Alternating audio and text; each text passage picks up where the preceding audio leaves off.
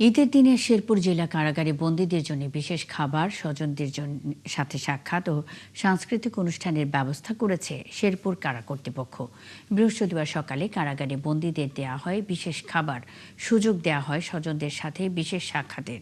কিছু সময়ের জন্য হলেও আপন মানুষটিকে কাছে পাওয়ার অনুভূতি যেন ঈদের আনন্দকে পূর্ণ করেছে প্রত্যেকের। কেউ মায়ের হাত ছুঁয়ে কাঁদছেন, আবার কেউ সন্তানের মুখ দেখে অসহায়ের মতো তাকিয়ে আছেন। তাই লোহার গ্রিলের এপাশে থাকা স্বজনের দূরত্বের কষ্ট কমাতে চেষ্টা। কারা কর্তৃপক্ষ বলছেন, শাস্তির পাশাপাশি বন্দীদের মানবিকভাবে বাঁচিয়ে রাখাটাও জরুরি। তাই ঈদের দিনে এমন উদ্যোগ নেওয়া হয়েছে।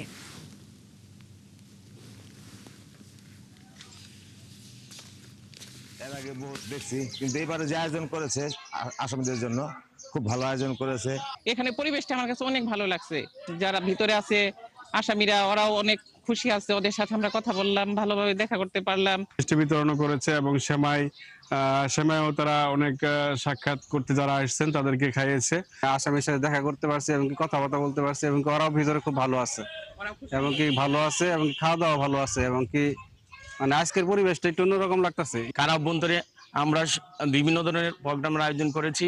এর মধ্যে বন্দীদের মাঝে উন্নত মানের খাবার বিতরণ, বন্দীদের সাংস্কৃতিক অনুষ্ঠান এবং বন্দীর আত্মীয় স্বজন যারা আছে তাদেরকে আমরা ফুল দিয়ে গ্রহণ করেছি এবং তাদের জন্য মিষ্টি আয়োজন করেছি। চেষ্টা করছি পুরো জেলখানার মধ্যে সকল বন্দীদের মাঝে আনন্দে যেন ঈদটা খাটুক সেই প্রত্যাশা আমরা করছি এবং সকলের সহযোগিতা চাচ্ছি।